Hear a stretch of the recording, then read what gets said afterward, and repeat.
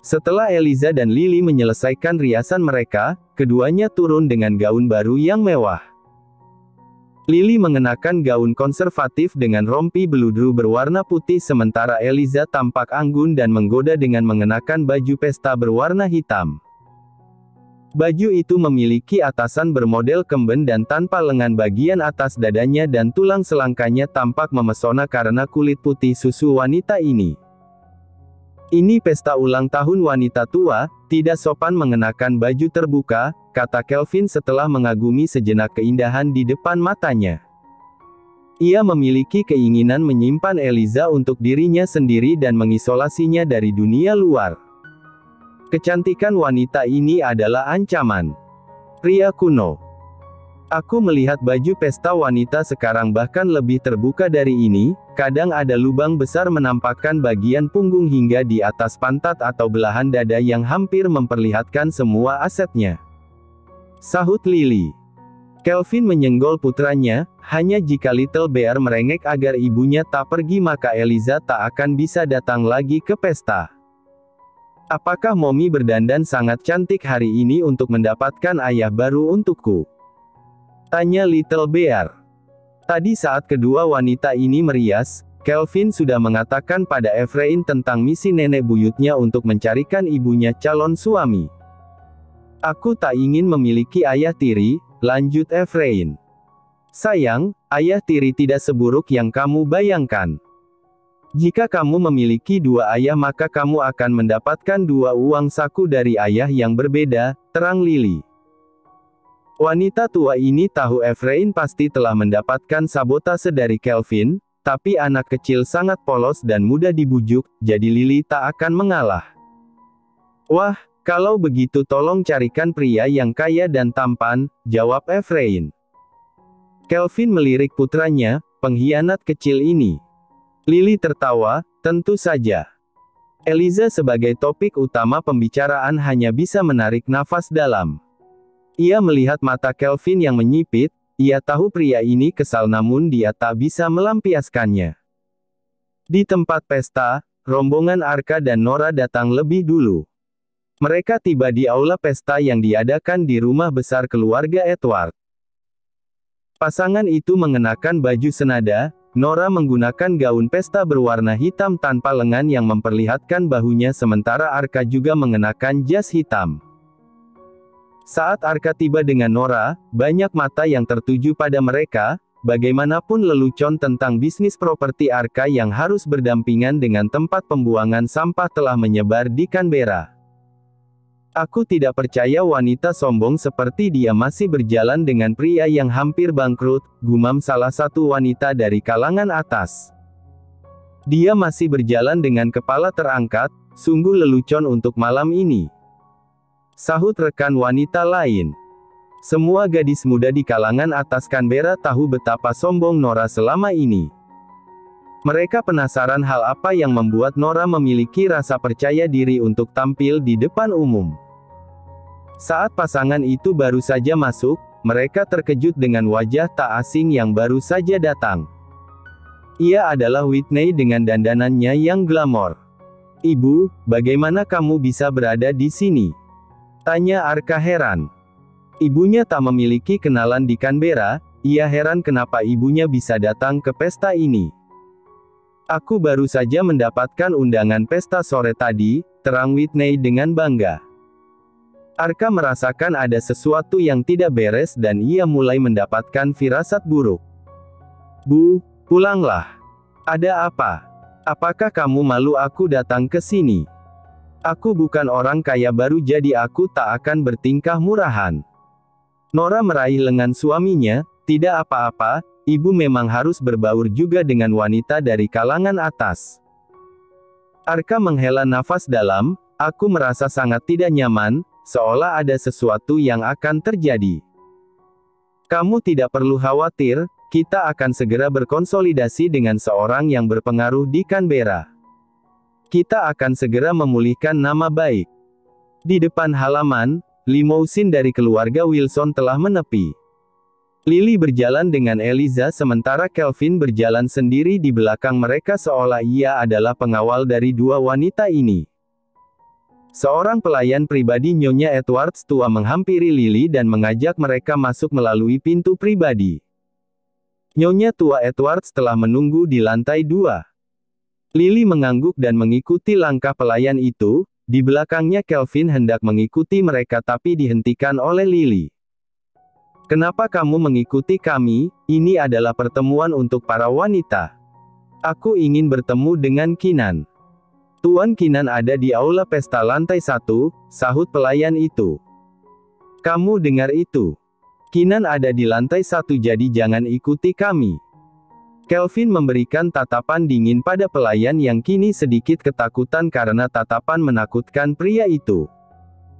Ia hanya memberi tahu keberadaan dari pria yang dicarinya, tapi kenapa pria ini justru tampak tidak senang dengan informasinya. Ia akhirnya ditinggalkan dan terpaksa memasuki aula pesta utama. Begitu ia masuk, banyak pasang mata wanita muda tertuju ke arahnya yang datang tanpa pasangan.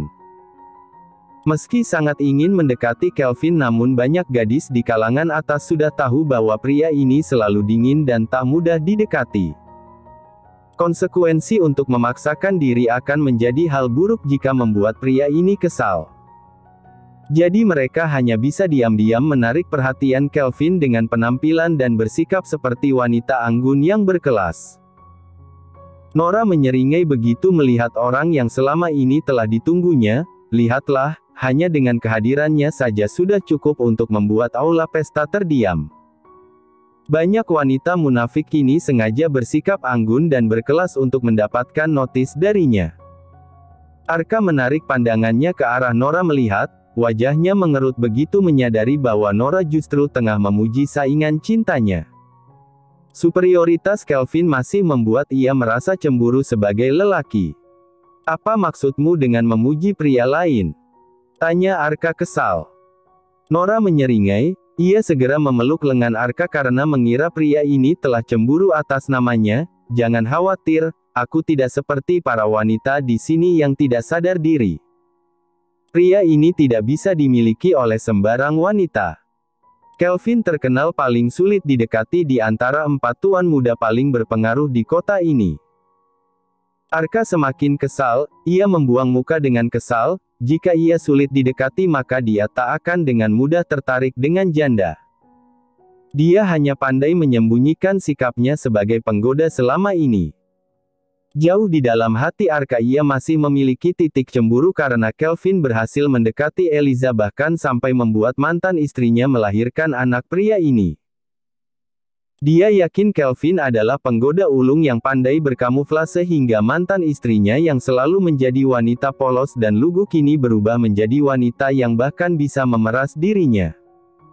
Nora mengerutkan keningnya dengan heran, ia menganggap perkataan Arka terlalu meracau.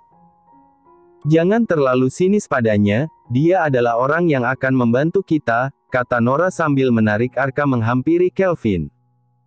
"Tuan Kelvin," sapa Nora. Kelvin menghentikan langkahnya dan menatap ke arah pasangan yang kedua lengannya kini terpaut. Ia diam untuk melihat apa yang diinginkan dari pasangan penuh kasih di depannya. "Aku sudah menikah dengan Arka. Kami baru saja mengambil surat nikah di catatan sipil tadi siang." Kelvin mengerut, beberapa tamu wanita yang berada di dekat mereka juga terkejut. Ia heran apakah Nora salah minum obat, kenapa ia menyampaikan berita pernikahannya pada Kelvin. Pikiran beberapa tamu mulai liar untuk menebak maksud dari Nora. Apakah ia berharap mendapatkan amplop pernikahan atau hal terkonyol lain seperti berharap Kelvin akan cemburu dengan pernikahan mereka. Beberapa tamu mulai penasaran apa yang akan terjadi berikutnya. "Lalu?" tanya Kelvin dingin dan acuh. Beberapa tamu yang mendengar mencoba menahan tawa. "Tuan Kelvin, apakah kamu lupa? Saat itu, kamu berjanji akan melakukan kerjasama bisnis dengan perusahaanku jika aku menikah dengan Arka." Kelvin terdiam dan ekspresi wajahnya yang tengah pura-pura mencari ingatan tentang itu. Seolah janji yang ia ucapkan dulu bukan bagian dari ingatan yang penting. "Oh, itu sudah lama sekali dan sudah melewati masa tenggang. Seharusnya kamu segera menikah begitu aku menyuruhmu, sehingga aku bisa cuci tangan tanpa harus menyelesaikan beberapa masalah sendiri. Sekarang pernikahan kalian tidak memiliki arti apapun lagi bagiku. Tanpa mereka menikah, Eliza tak mungkin lagi kembali dengan Arka setelah menipunya dengan saham yang ia miliki. Ia tidak terancam lagi dengan keberadaan Arka. Wajah Nora pucat pasi begitu mendengar perkataan Kelvin. Jika kesepakatan mereka tak berlaku lagi, maka dia telah kehilangan banyak hal karena menikahi pria yang hampir bangkrut. Ia juga akan kehilangan saham yang baru saja diberikan oleh ayahnya. Tuan Kelvin, Arka sangat berbakat. Meski sekarang ia mendapatkan masalah tapi ia akan bangkit dalam waktu dekat asal mendapatkan dukungan darimu, desak Nora yang masih belum menyadari apa alasan Kelvin sebenarnya. Sementara itu wajah Arka menjadi gelap dan jelek. Kini ia tahu dua hal, alasan kenapa Nora menikahinya dan arti dari perkataan Kelvin tentang ia yang harus turun tangan. Kau dermawan anonim yang sengaja menyabotase bisnisku. Tanya Arka pada Kelvin dengan gigi terkatup. Kelvin tersenyum mencibir, kenapa sangat lambat untukmu hingga bisa menebak itu? Menurutmu siapa lagi yang bisa membuang uang cukup banyak hanya untuk membeli tanah yang akan ia sumbangkan menjadi tempat pembuangan sampah? Dua pria itu saling bertukar tatapan mengancam. Sementara itu Nora hampir terkena serangan jantung begitu menyadari bahwa Kelvin adalah orang yang bermusuhan dengan Arka. Jika tahu maka dia tak akan dengan bodoh menikahi Arka. Dia tahu betul tak mungkin bagi Arka menjadi pemenang jika melawan pria ini. Kelvin pergi meninggalkan pasangan yang tampak mengerikan itu. Arka mengepalkan tinjunya, meski seluruh kekuatan telah terkumpul di jemarinya yang terkepal tapi ia tidak bisa gegabah karena ada banyak elit bisnis di pesta ini. Dia harus menahan diri untuk tak mempermalukan dirinya. Ia justru melirik Nora yang rona di wajahnya telah terdistorsi. Jadi kau menikah denganku karena telah melakukan kesepakatan dengan Kelvin? Tanya Arka dengan wajahnya yang gelap. Iya. Jika bukan karena janji Kelvin maka aku tak akan menikahi pria yang hampir bangkrut sepertimu. Sekarang, setelah aku tahu kamu bermusuhan dengan Kelvin maka mari kita bercerai. Arka tertawa mendengar lelucon itu, perceraian. Tidak mungkin. Mari kita jatuh bersama. Arka. Pekik Nora. Kinan melihat sosok Kelvin di antara keramaian dan segera melambaikan tangannya. Hai. Aku sudah lama merindukanmu.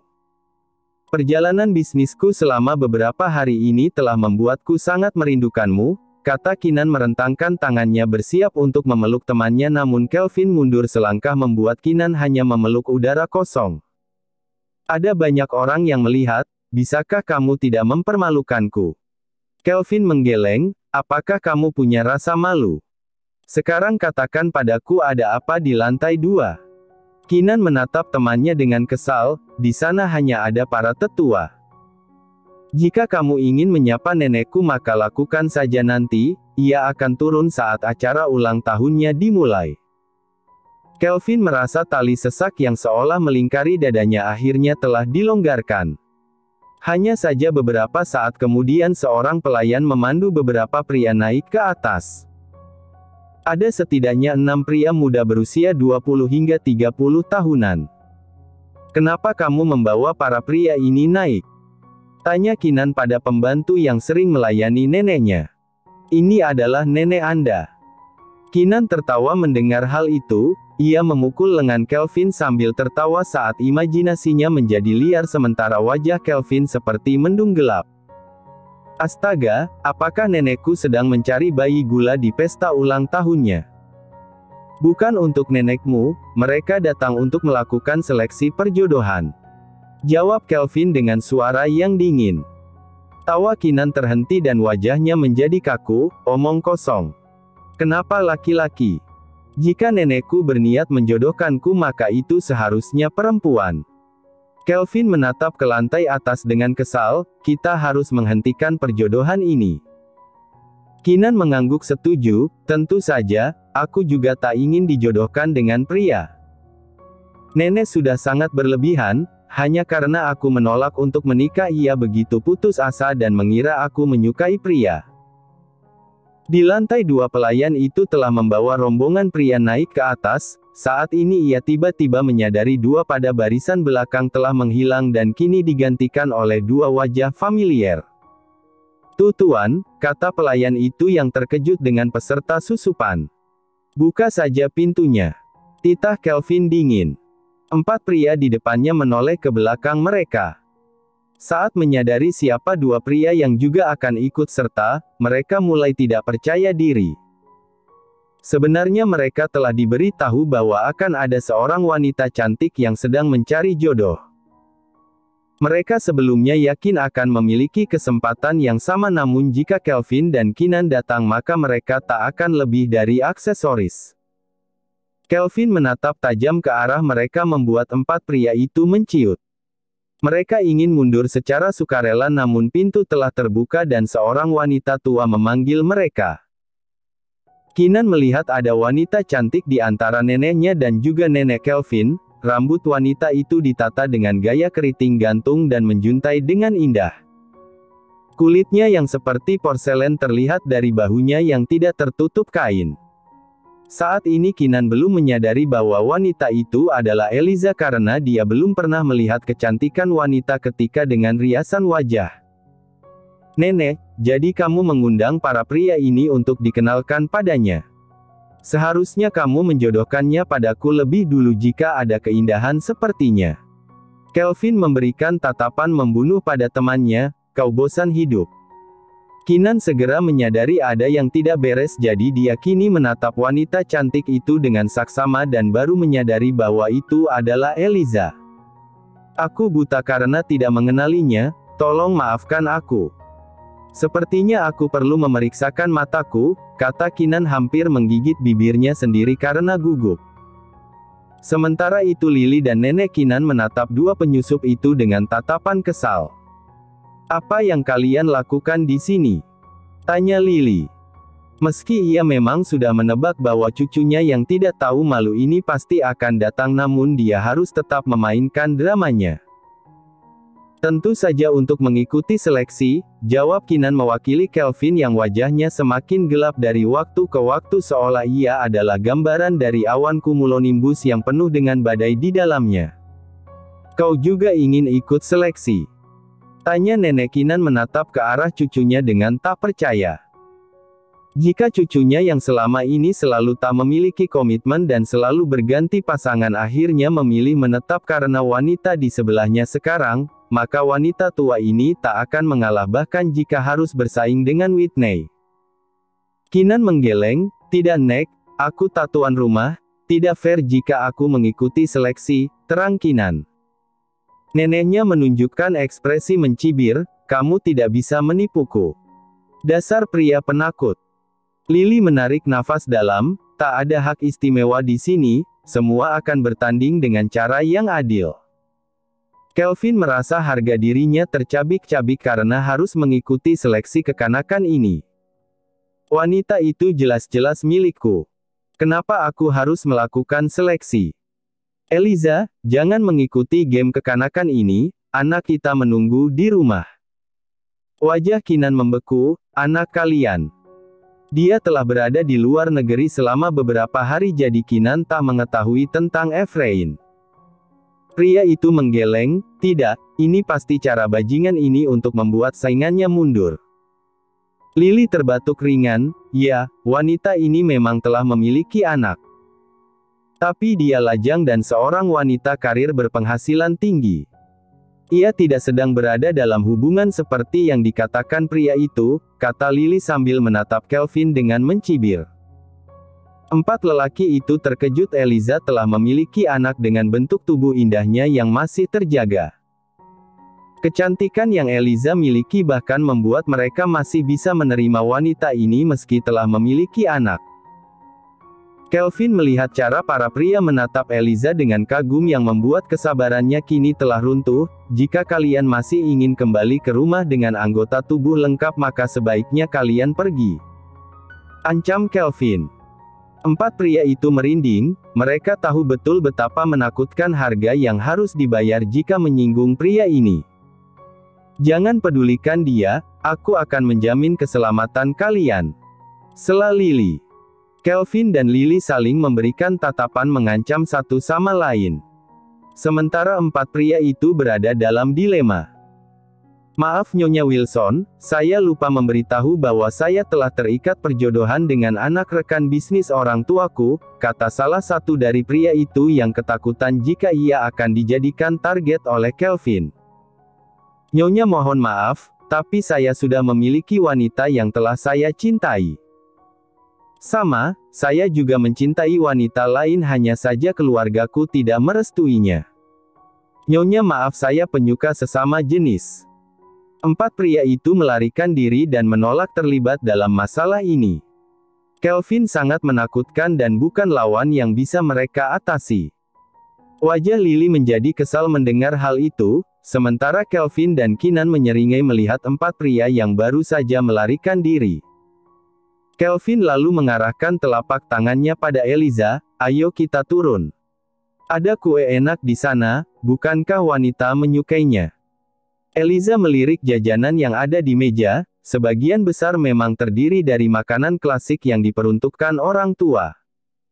Setelah mendengar ada kue enak, air liur di bibir Eliza bergejolak. Nenek, bolehkah saya turun ke bawah? Tanya Eliza pada Lily.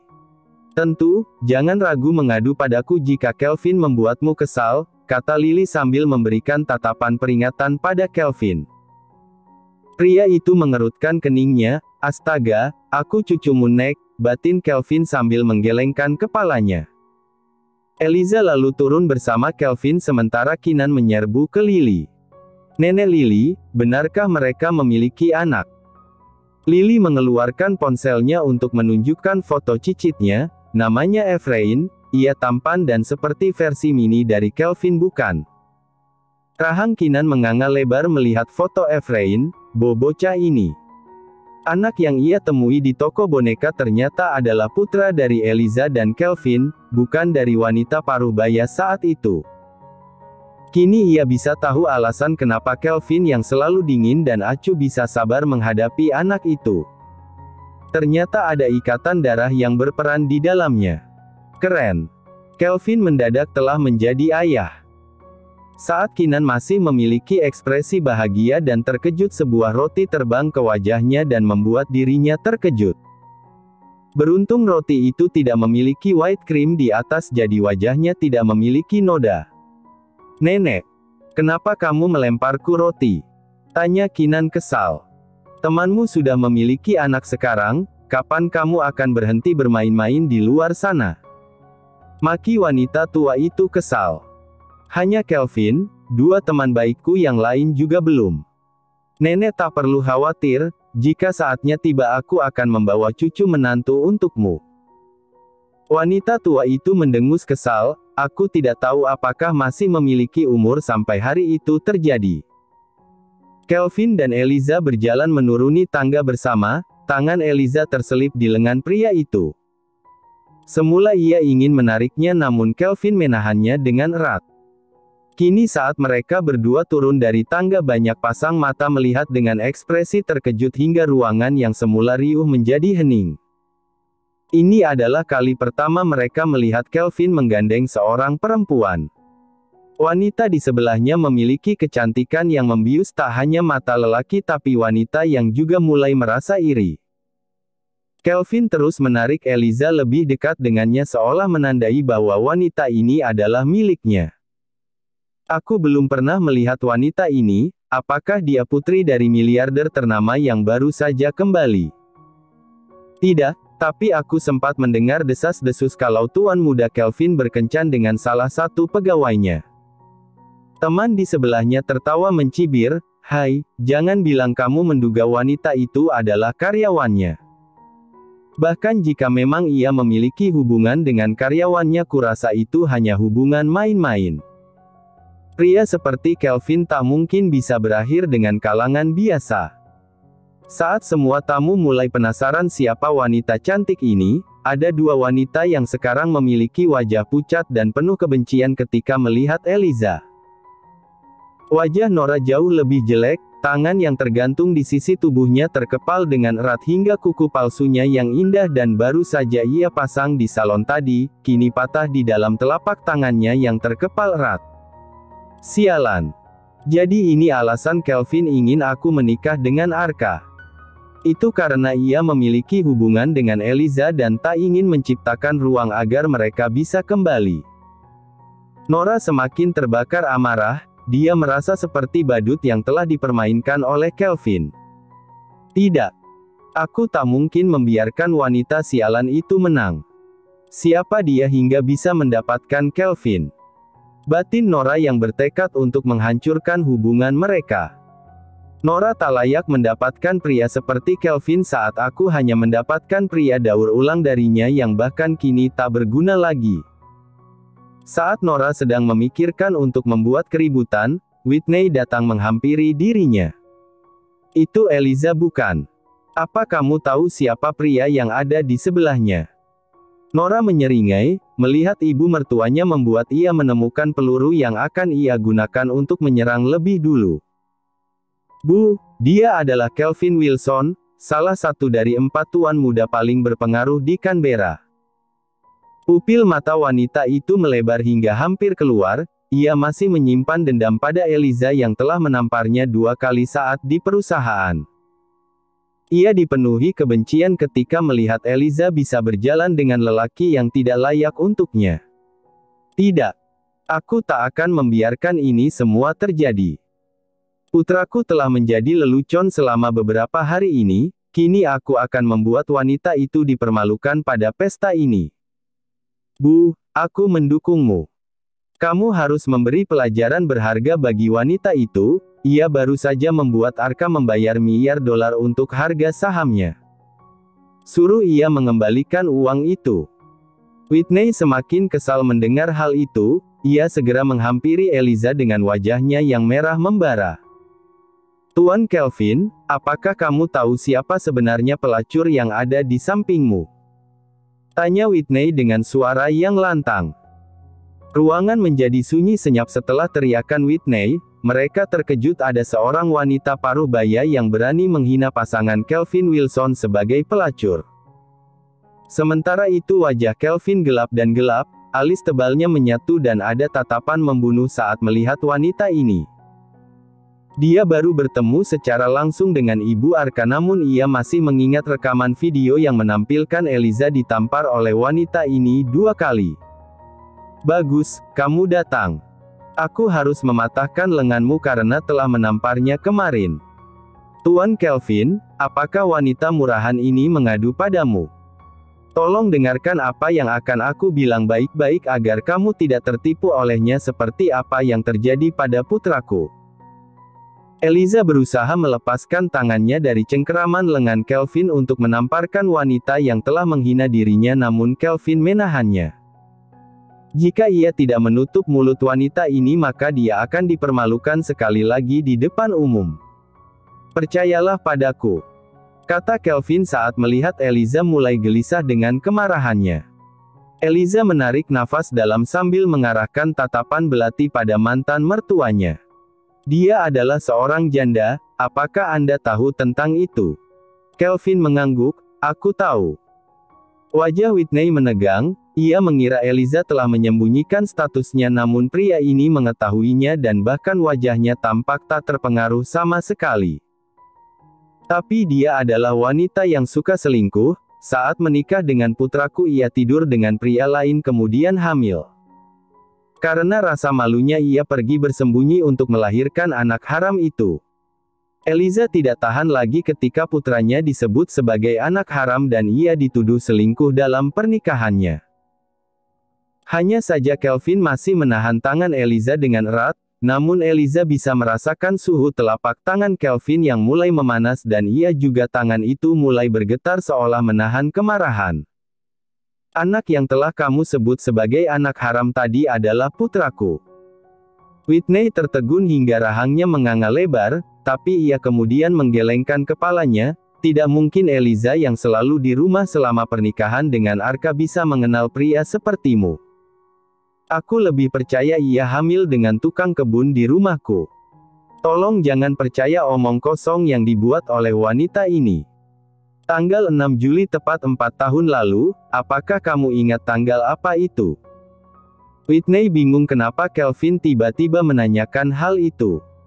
Itu adalah tanggal saat kamu membuat Eliza menandatangani surat cerai dan mengusirnya dari rumahmu.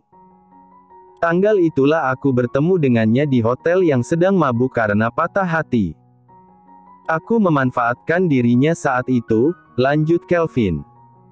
Eliza menatap pria di sebelahnya dengan terkejut.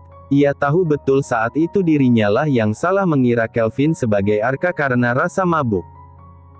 Bisa dibilang ia yang melakukan langkah pertama, namun Kelvin justru meletakkan kesalahan itu pada dirinya sendiri. Mata Eliza berkaca-kaca saat menyadari Kelvin berusaha membersihkan nama baiknya dan menjadikan dirinya sebagai bajingan. Whitney menggelengkan kepalanya dengan tak percaya. Tidak, itu tidak mungkin. Kenapa harus kamu di antara semua pria? Aku lebih suka ia dirusak oleh gelandangan di luar sana, kata Whitney dengan wajahnya yang semakin pucat. Apakah kamu sudah memeriksanya dengan benar? Dia pasti telah menipumu dan mengatakan bahwa anak itu adalah anakmu. Saat ini Lily menuruni tangga dengan dibantu oleh pelayan di rumah Kinan.